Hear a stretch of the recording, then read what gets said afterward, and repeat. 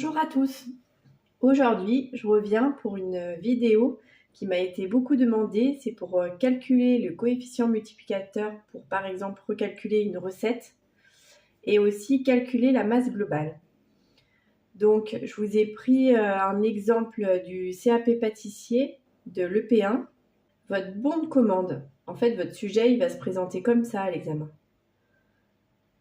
Votre bon de commande, vous avez une bande de jalousie aux amandes de 10 personnes, un assortiment de feuilletés salés, 10 tartelettes bourdaloue, un flan pâtissier de 8 personnes et c'est indiqué 0,250 kg de tuiles aux amandes. Donc, après, il vous a expliqué comment réaliser ceci. Vous avez même à la fin des petites notes pour vous aider. On va calculer le coefficient multiplicateur, par exemple. Tout d'abord, pour la bande de jalousie aux amandes, vous avez besoin d'une pâte feuilletée et de crème d'amande. À savoir que, par exemple, dans vos préparations, si vous avez plusieurs gâteaux où il y a la même préparation, je vous conseille de cumuler les deux. Par exemple, pour la pâte brisée, vous allez en avoir besoin pour les tartelettes bourdaloue et pour le flan. Donc là, vous cumulez les deux recettes. Pour commencer, déjà, nous allons recalculer la pâte feuilletée. Je vous conseille de procéder par étapes. Donc, on est basé sur 500 g de farine, 225 g d'eau, 10 g de sel, 50 g de beurre et 375 g de beurre de tourage. Je vous conseille de noter comme ceci sur votre carnet de recettes, ni plus ni moins. Donc nous, ce qu'on veut ici, ils nous disent réaliser une pâte feuilletée à partir de 0,450 kg de farine. Donc j'indique 450 g de farine et à partir de ma recette de base, je vais essayer de trouver le coefficient multiplicateur. Pour ceci, vous allez faire la quantité de base, 500 g, divisé par 450. Vous allez trouver 1,11. Comme la quantité finale est moins importante que la quantité de base, il va falloir ici diviser. Nous allons faire 225 g divisé par 1,11, ce qui nous donne 203 g. Pour le sel, pareil, nous avions 10, donc nous allons faire 10 divisé par 1,11, ce qui nous donne à peu près 9. Vous arrondissez. Ensuite, 50 divisé par 1,11, ce qui nous donne 45 g. Et beurre de tourage 375 divisé par 1,11 toujours, ce qui nous donne 338 g. Donc ici, vous avez bien compris que on ne multiplie pas parce que notre quantité finale est moins importante que notre quantité de base. Donc forcément, tous les ingrédients ici ont été divisés par 1,11. Voilà, ça c'est un cas particulier. Parce que souvent la quantité finale est plus élevée que la quantité initiale. Donc ici, on a trouvé notre recette finale. Pour la recette ici, vous réalisez donc des feuilletés salés. C'est noté qu'il faut en faire 2 sortes minimum. Je vous conseille de bien lire votre sujet. Donc vous voyez là c'est marqué réaliser une pâte feuilletée, réaliser une crème d'amande avec le poids, effectuer les étapes nécessaires au montage et décoration de cette fabrication, cuire et mettre en valeur cette fabrication. C'est très important la décoration.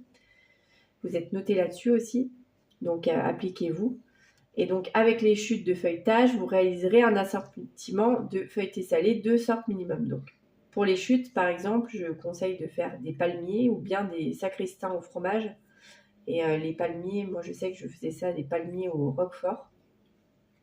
Ensuite, ici, il nous est demandé une pâte brisée à partir donc de 300 g de farine. Et pour le flan, une pâte brisée à partir de 200 g de farine. Donc là, je vous disais, j'ajoute les deux. Comme ça, vous le faites une seule fois pour les deux préparations. Donc 300 plus 200, 500 g. Ici.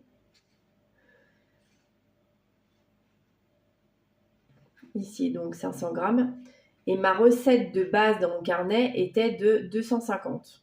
Donc vous voyez ici c'est inférieur. Donc ici on va avoir un coefficient multiplicateur.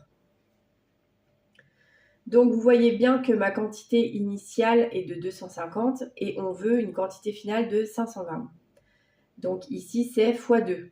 Donc c'est très simple. Vous allez tout multiplier par 2 cette recette-là. Donc ici on a 140. 70 x 2, 140. 4 x 2, 8. 8 x 2, 16. Et pour le beurre, 125 x 2, 250 grammes. Voilà. Donc ici, vous avez votre base finale. Donc vous allez faire votre pâte. Par contre, attention, il ne faut pas oublier de séparer votre pâte brisée en deux pour les deux préparations. Voilà. Ensuite, il vous est demandé de réaliser une crème d'amande à partir de 120 g de beurre, 80 g de crème d'amande pour la tarte bourdaloue. Nous avons besoin de 120 plus 80, ce qui nous donne 200 g. Ici, vous n'avez même pas besoin du coefficient multiplicateur, car la crème d'amande, c'est une recette particulière, c'est ce qu'on appelle un temps pour temps. Donc, tous les ingrédients sont égaux. Ça sera 200 pour tout en fait. Ensuite, il nous faudra réaliser un appareil à flan pâtissier à partir de 750 g de lait. Donc, ici, ma recette de base se base sur 600 g de lait. Pour trouver le coefficient multiplicateur, je vais faire 750 divisé par 600, ce qui nous donne 1,25. Et je vais multiplier tous les ingrédients par 1,25. Donc ici, nous avons 100 fois 1,25, ce qui nous donne 125 grammes. Les œufs, 50 fois 1,25, ce qui nous donne 62 grammes. Et 45 fois 1,25, ce qui nous donne 56 grammes. On nous demande de réaliser 250 g de tuiles aux amandes. Donc, ce que vous faites, vous prenez votre recette de base. Ici, moi, ma recette de base, elle est basée sur 40 g de farine, 75 g de sucre, 50 g d'œufs, 15 g de beurre et 40 g d'amandes effilées. Pour trouver la masse globale, je vais ajouter tous les éléments de ma recette, ce qui va me donner un chiffre. Ça sera ma masse globale. Ici, vous êtes d'accord, on nous demande 250 g de tuiles aux amandes. Ma masse globale, malheureusement, ne fait que 220. Donc, pour la trouver, je vais faire 250 divisé par 220, ce qui nous donne 1,14. Vous allez multiplier tous ces éléments par 1,14. Ça nous donne 85 g pour le sucre. Pour les œufs, environ 57 g. Pour la farine, 46 g. Pour le beurre, 17 g. Et pour les amandes effilées, environ 46 g.